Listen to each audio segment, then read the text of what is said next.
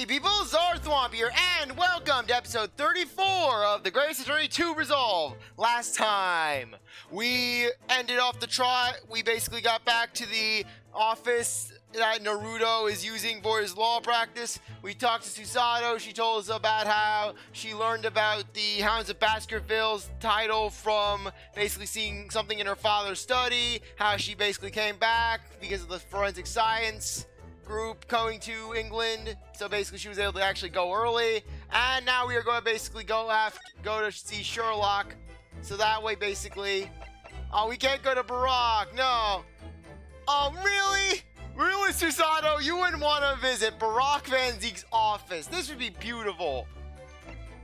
Yeah, we could basically, yeah, we can't go there, can't go to the experimental stage, 2 spells. Yeah, we'll go to Showham's this week, so that way we can get the location and check out some more stuff. Yeah, let's see if we can find Enoch Drebber. Examine. Whole new slew of stuff to examine. Let's start with the usual things. The mantle. I do like this fireplace. It's one of the best things I've seen since we arrived in the country, in fact. Although, I do yearn for a Japanese kotatsu. Putting your legs on a warm blanketed table is so comforting. Do be careful, Mr. Naruto. Don't mistakenly put your... We already read this line. Yes, we read this before. It's kind of weird that it feels like a lot of stuff is reused. Though I'll go around. Yeah, I'm not going to read this over and over again. Okay, is this a new one? I do believe he's added to it since the last I looked. Yeah, sorry if I don't read these sort of things. It's just, the game has been having a nasty habit of reusing text.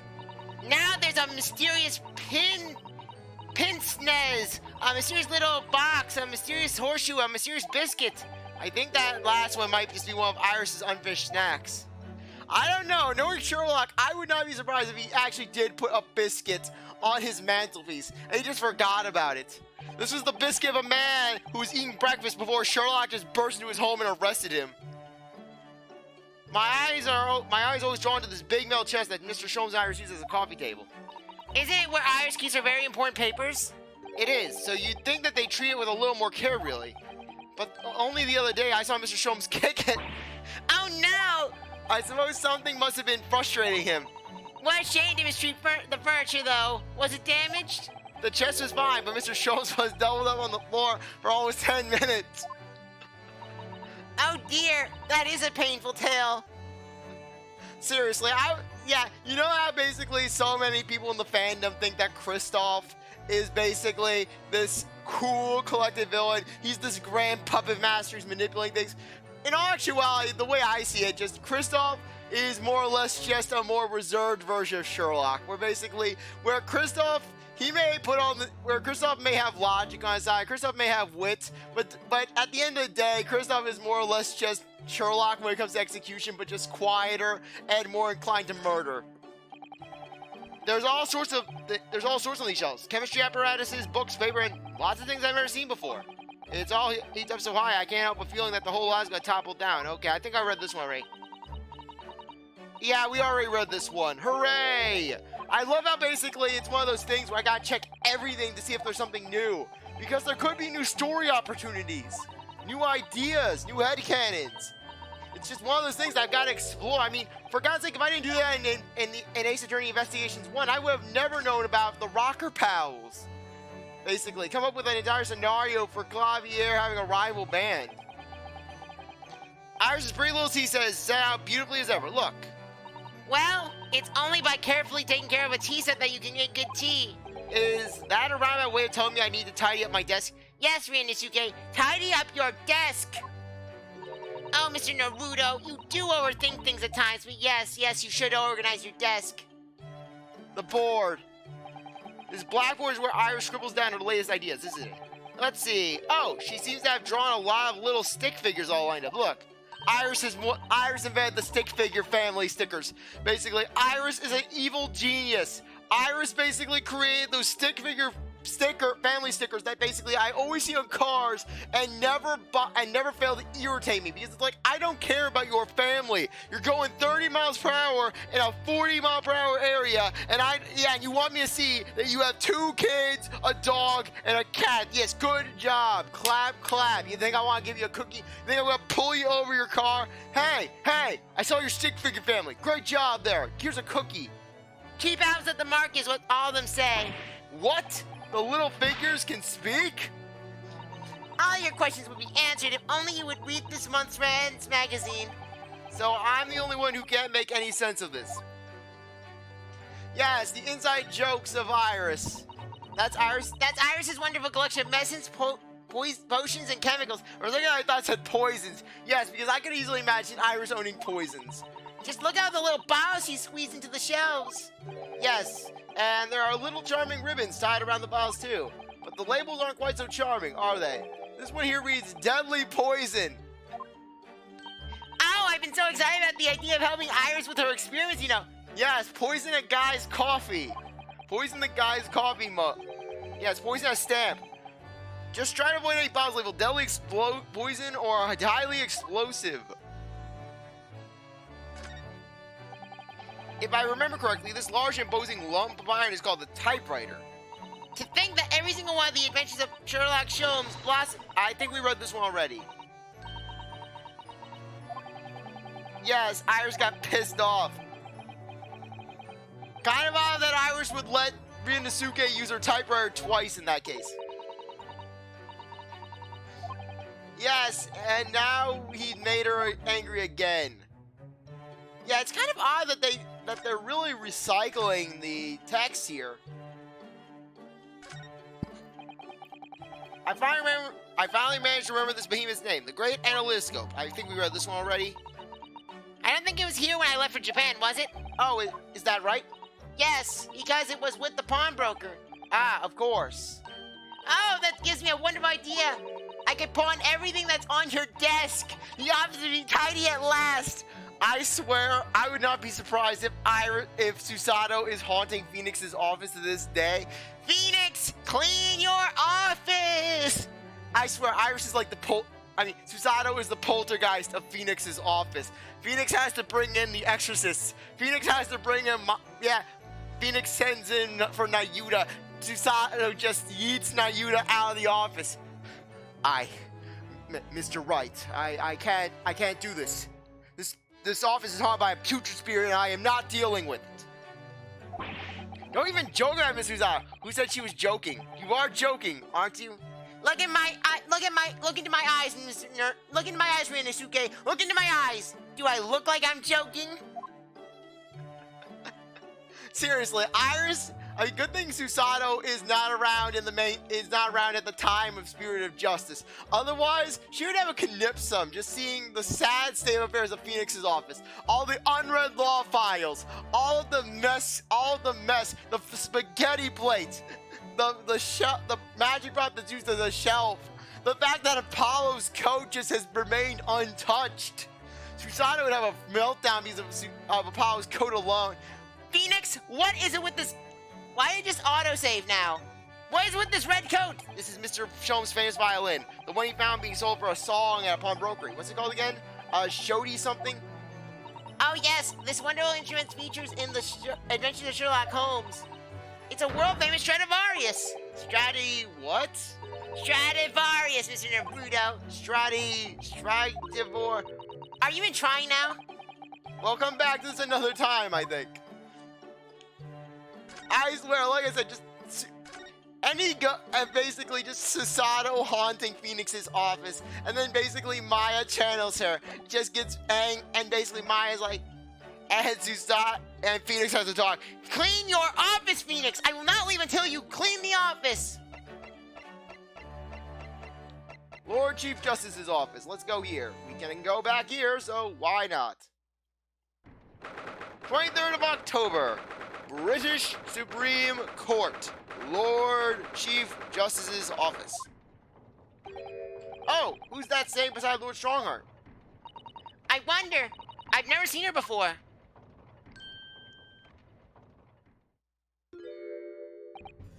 Ah, the young champion of the court. You had some success this morning, I understand.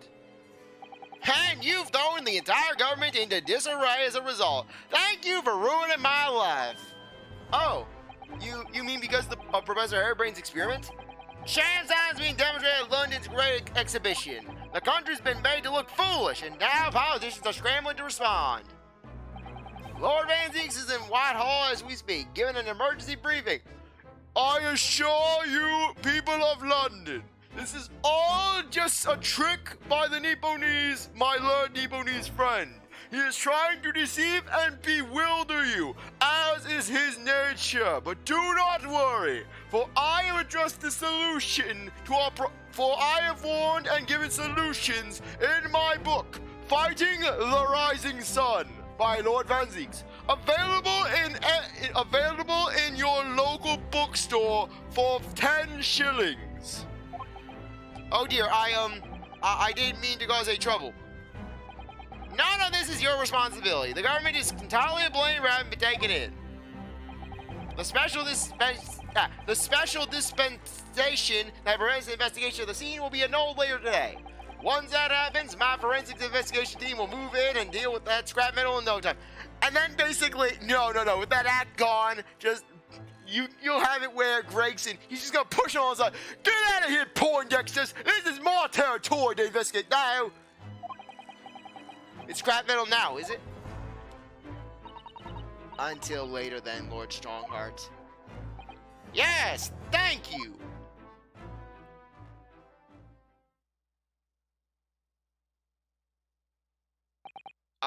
Who was that? That was Dr. Courtney South, Scotland Yard's esteemed chief coroner. She's leading the forensic investigation team handling on this case. CzarThwomp can't speak. She was just delivering her report about the victim, in fact. Oh, I see. About Mr. Asman? Following the outcome of the trial earlier, I asked the coroner's office to reevaluate its findings. I don't have time to tell you what she concluded. If you want to know, you'll have to ask her directly. You can find her in the forensic laboratory. All right. Now, what were you here to see me about? I can give you 7 minutes and 39 seconds of my time. 38, 37, 36, 35, 34, 33, 32, 31. So he's not running quite so spectacularly late anymore.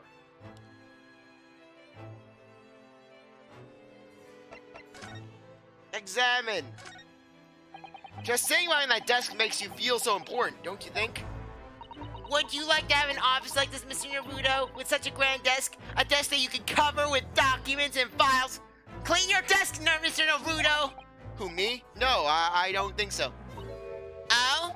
Well, imagine if you suddenly found yourself needing the toilet. You'd have so far to go. How true. Yes, Rinnosuke couldn't clean the toilet! Perhaps the good and born people who work in ostentatious offices like this haven't considered such things. That, or what if Stronghart's chair is the toilet? I'm going to take that as a compliment. You couldn't read all these books, even if you were reincarnated 6 times over as a bookworm. Can Lord Stronghart really read all these? Thinking about it, Father's study is full of books that look as though they've never been read too. Oh, really? Peddlers of books are forever pushing their wares on him, you see. And I think he's just too kind-hearted to refuse them. There's a phrase for that in Britain. People would say that they saw him coming. It makes me wonder if perhaps the vast number of books on the shelves in there are a sign of Lord Stronghart's overwhelming kind-heartedness. That, or he wants to have books so he can throw at people quite literally. I'm not so sure you could afford to have a kind heart if you had to keep Lord Van Zieks in line, could you? Okay, night. These very European suits of armor are still glaring at each other across the carpet I see. In a way, they feel like guardians of the Lord Chief Justice's office. I suppose they're rather like the lion dogs that guard shrines in Japan, aren't they? Aren't they a bit too human to be called lion dogs? Did you know that's a dream of mine to keep 2 cats one day? Susato becomes crazy cat lady, confirmed. I feel as though we've gone off on a bit of a tangent, don't you? as ever, the enormous clock is diligently maintaining its rhythmic tick-tock today. Watching machinery at work can be quite mesmerizing, can't it? Ironically, you can completely forget the time. What I particularly enjoy is watching the enormous wheels of a steam locomotive turning. When I was a little girl, grandmother often used to take me to watch the railway engines, you know. It's an open fire for me. I could sit and watch the flames for hours. Mr. Naruto, we can install one in the office! An enormous wheel turned by an enormous steam engine. Perhaps we could start with a simple fireplace. Hey, you live right above Sherlock. He would make it happen for you. Granted, he would probably steal the entirety of the steam engine, but hey, you would at least get something out of it. Okay, let's get moving. Or rather, converse. What exactly is the forensics investigation team that you mentioned before? The British Empire's police force must become the most exemplary in the world. For that to happen, it's imperative that we embrace forensic science and everything it has to offer. I first created the forensics investigation team a year ago now. Unofficially, of course, to pave the way. Goodness, a year ago?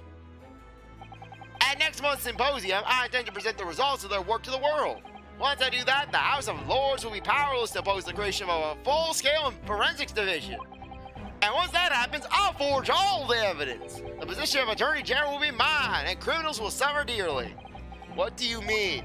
For too long, those scoundrels have made a mockery of our legal system with false evidence and bribes. Now only I can do that. But London scum is about to be rounded up and burnt in the fires of hell. I intend to see it personally. By creating the finest police force the world has ever known to protect our honor and our future. Look at those eyes. He means every word. Dr. South is an extremely reliable coroner.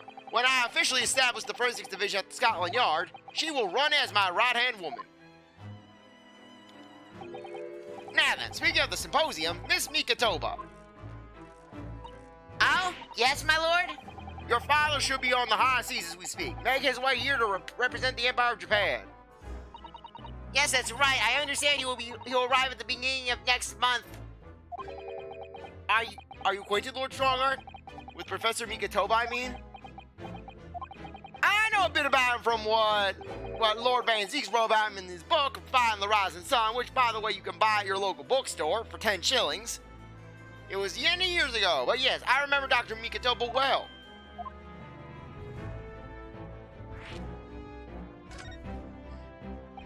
If my memory serves, it was some 15 years ago now that your father came to Britain as a visiting student. It was that year I was born, so yes, 16 years ago, in fact.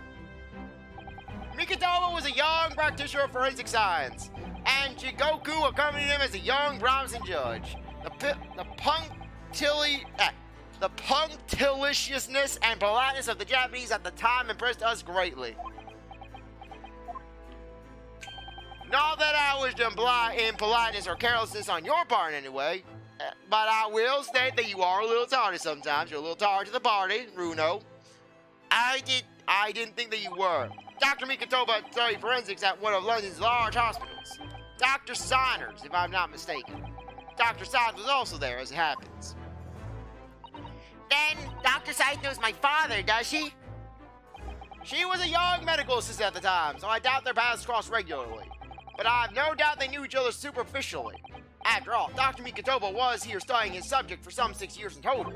6 years? That's a long time to be studying abroad, isn't it? I lived with my grandmother in those years. So he left his newly born daughter behind and went overseas for 6 whole years. It was a rather turbulent time at home. Oh. Perhaps father wanted a reason to get away. What do you mean? Why? Well, clearly something was going on at the time.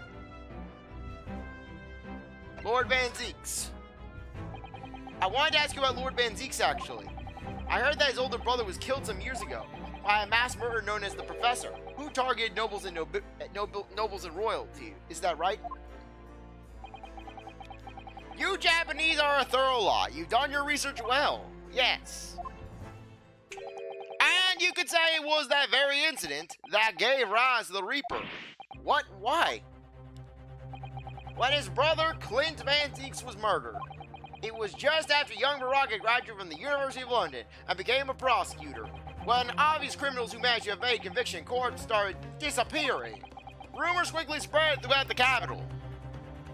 Londoners started to say that wherever Barack Van Zeeks went, the ghost of his dead brother wasn't far behind. Oh my word! So Lord Van Zeeks isn't the Reaper. It's the ghost of his brother? Ever since that time, he's become a very aloof figure in London's legal circles. Oh yes, Lord Stronghart. Go ahead. It's about Professor Harebrain's experimental machine. We'd like your permission to examine the remains, if possible. Are you well versed in science, then? Not in the slightest. In fact, you could say I was barely aware of the subject at all until recently. Well, the special suspension legally preventing an investigation of the machine is currently being annulled. Within a few hours, Dr. Sa's team of forensic experts will begin their own investigation. But I suppose until then, there's no harm in you looking at the wreckage, as long as you touch nothing. Thank you. Being able to look at it is better than nothing. And I'll be able to see it too! Your time is up. You'll have to excuse me now, I'm afraid. My next engagement calls.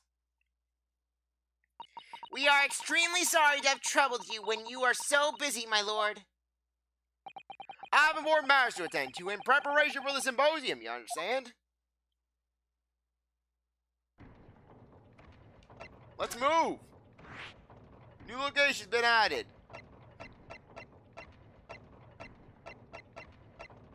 Let's go to the prison next. He has gone mad. He has put the mad and mad scientist. I swear, Craig's is gonna walk by this cell. He's gonna say, "Okay, you're coming out. Where are you taking me? Where are you taking me, Detective Inspector? Oh, you're touching grass whether you want to or not."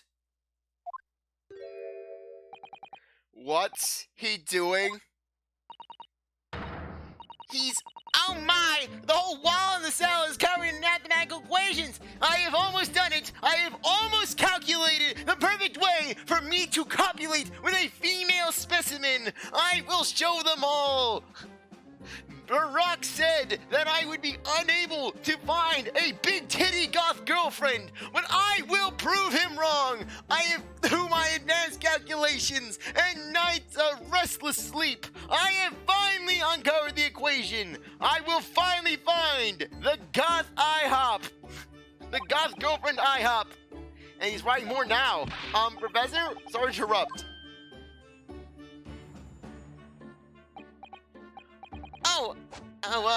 Mr. Naruto, and who is this young lady? It's a female specimen! My mathematics will finally work! My name is Suzawa Mikatoba. I'm Mr. Naruto's judicial assistant. It's a pleasure to meet you, Professor. Oh, if only I'd met a refined young woman like you sooner! I was joking! Oh my god, she's actually doing it!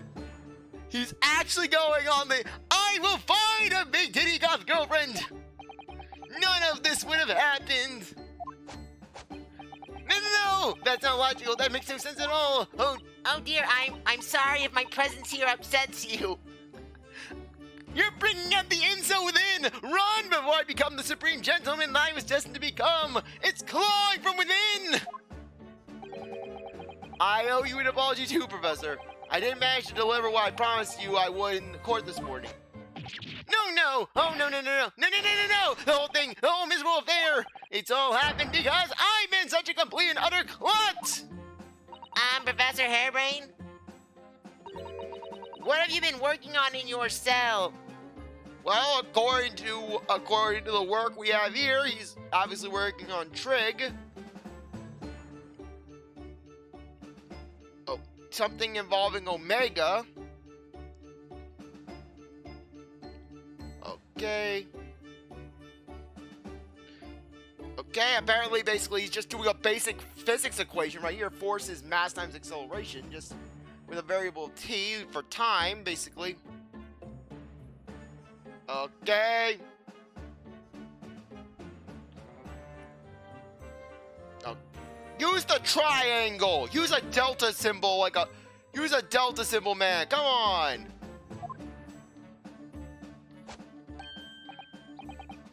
Oh, you mean that? Oh dear, how embarrassing. Oh no, sorry, that's distance. Sorry, my mind's out of it. I'm out of it. Basically, he's doing distance of something on there. I was suddenly struck by an idea, you see, and I simply had to write down. The wall was all I had on hand, and my mind is completely numb to numbers at this time. Oh, is it some new hypothesis? Something to surpass super high voltage instantaneous kinesis, maybe? Ah, no, actually, this is my autobiography. Your autobiography? How I was diddled and diddled by Albert Hairbrain.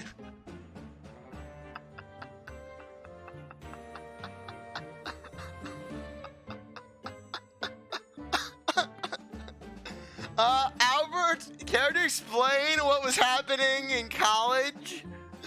Care to explain what was happening behind the closed doors at your college? I found I can represent my odd fortunes with only odd numbers in an ambitious set of simultaneous equations. Really? I'm going to have to pay back all the loans I took for the kinesis machine, you see. So it's going to have a new serial publication for next month. Part 1, an odd birth, an odd upbringing, and how my one strange uncle changed my life forever when he took me into his puzzle basement. My parents, my Uncle Lester, he said, oh, don't worry, I'll take good care of him. Oh, but my parents, they were naive, and they let Uncle Lester take me into his puzzle basement, where every time I failed to solve the Rubik's Cube in less than a minute, he would make me remove an article of clothing. It has traumatized me to this day. No. And then Hairbrain, he puts out his book, and Van Zeek's, oh no, Albert, oh no, I have the book market here. You are not going into my territory. You are not going to usurp the sales and reputation of fighting the rising sun. You can't beat the man's autism, that's for sure. I see. Well, for now, would you mind if we talked a little more about the case? Oh, yes, of course. I've been working through the numbers. I was diddled by the pair of them.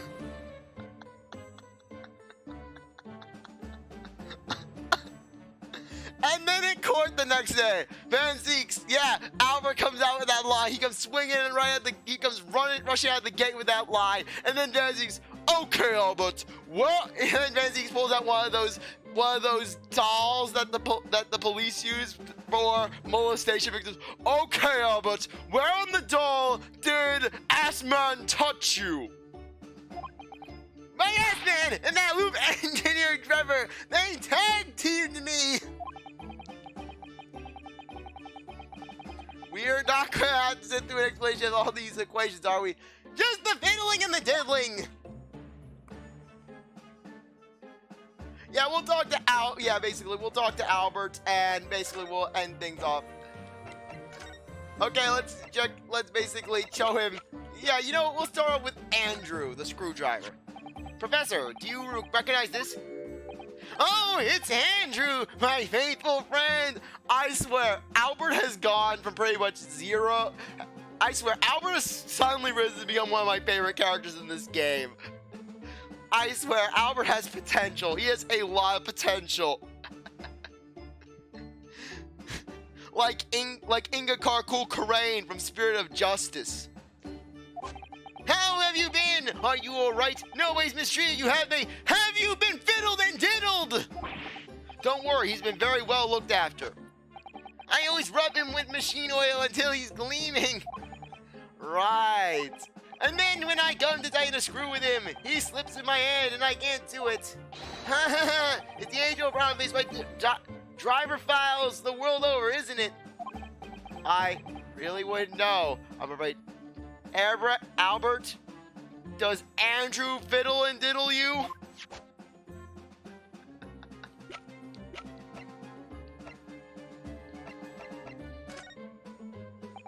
Professor Airbrain, what do you think of this?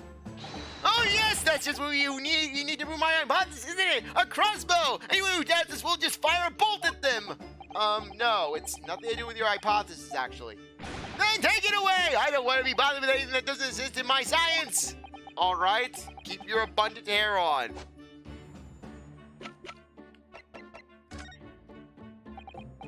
Okay, he doesn't want the green cloth. Yeah, I just need to check one thing. Okay, court record, let me just check one thing about age. Okay, 33, 33, yeah, exact same age. Okay, yeah, just wanted to verify. This is for your trial. Everything I believed in has been turned on its head. My research, Mr. Assman, the kinesis machine, my hypothesis even. I'm sorry if it's come to this. There was really no other way. No, it's not your fault. I wanted to protect my work, but in the end, there was nothing worth protecting. It was never my intention to deceive anyone. I didn't want to trick the public. No, of course you didn't. But in court this morning, I realized something. Oh? If you've done something wrong without knowing it, you've still done something wrong. Logically, it makes no difference if you were aware of it or not. Ignorance is a poor excuse. The blame still lies with me. Oh, Professor. He believed in me this morning, you know. Barak did. He believed in my hypothesis. Only because he knew that was the quickest way to get you away from him. Get you in the cell. Well, I think that was just a necessary factor in the prosecution establishing its case. No, Barak wouldn't do something like that. I'm sure he genuinely believed it. Did he? I think I understand now. Why it was that he decided to take on the prosecution of my trial, I mean. Antics motivation. After that terrible incident happened, nobody would believe my hypothesis anymore. Not the police, not the prosecution service, not any lawyers even. I feel like I dealt some kind of finishing blow there. So if any other prosecutor had taken the case, if it was anyone other than Barak, I'm sure the prosecution would have declared my hypothesis a complete utter nonsense. And in that case, you would have been declared a fraud yourself, Professor. Exactly, which would have been a fate worse than death for me. But Barak insisted that I was a proper man of science from start to finish. You think that's why he... I know him very well indeed. He's an extremely kind-hearted soul. But that extremely kind-hearted soul spent all morning trying to paint you as a murderer, didn't he? Well, admittedly, that part of the analysis appears to have some flaws in it. And what about the whole Reaper side of things? How does that fit in with the kind-hearted soul idea? Mr. Assman, do you think he set out to trick me from the very start? I'm sorry to say, that does seem likely, yes.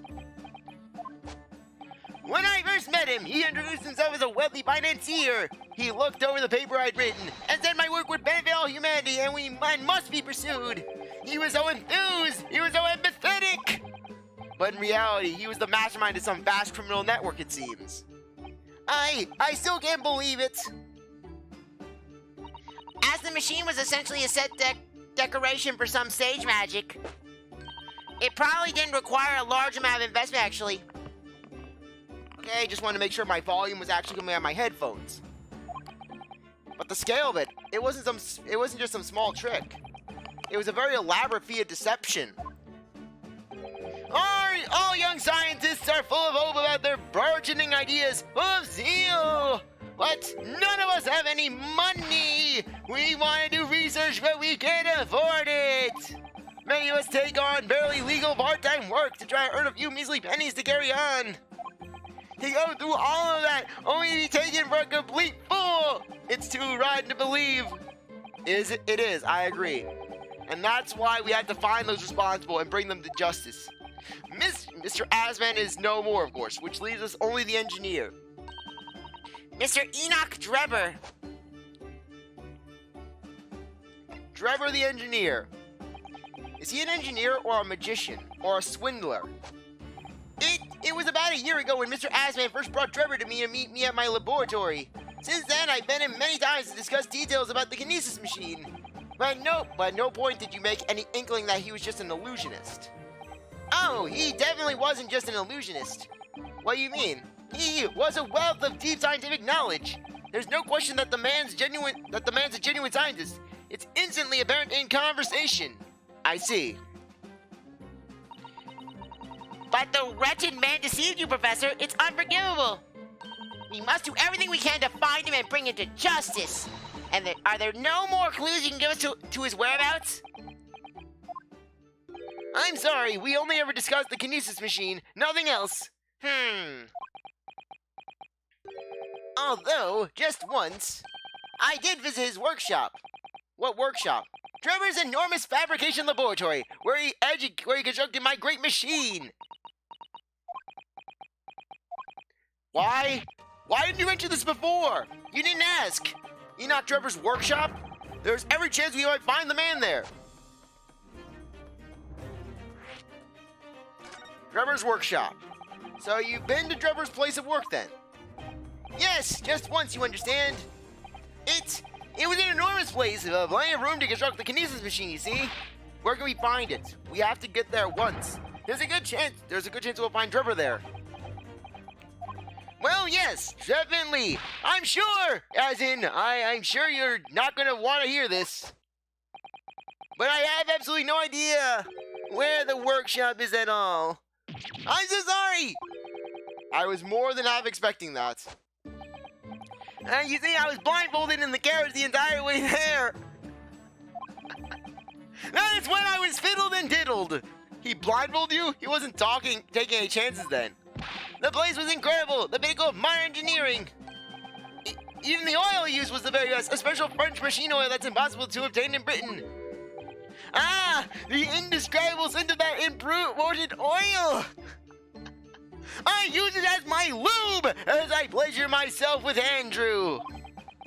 Perfumers across the world should forget their secret formulae and use that instead. I swear, with each sentence, just Hairbrain needs the touch is more. I just want to see just someone force Hairbrain to touch grass. I swear, have you ever even seen grass, Hairbrain? You need to touch grass, and you need to touch it now. What do you think, Mr. Sato? Oh, the machine for your next birthday? I've never used any kind of perfume, Mr. Naruto, and I'm not sure I'd like to start with that. Especially with the way he's staring at me, I'm scared, Mr. Naruto. I don't suppose you know even part of the workshop's address, Professor? You don't have a business card from Drebber, for example. The man was clearly very cautious, Mr. Sato, sure. Yes, I do. He gave me his business card once. It's right here. Look. What? Let me see that. Throw etiquette to the wind, why don't you? Well, she was probably trying to throw Hairbrain, grab his wrist, and then just toss him at his formula wall. Enoch Drebber, engineer.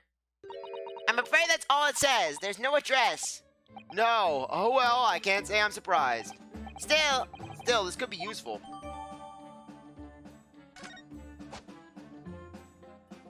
Okay, I think now would be a good time to end things off. Anyways, I really appreciate that you took the time to watch this episode. You're a great viewer, and I hope you come back for the next one. If you like this video, like, subscribe, comment, share, do whatever you want. With that, I'll see you next time. Bye.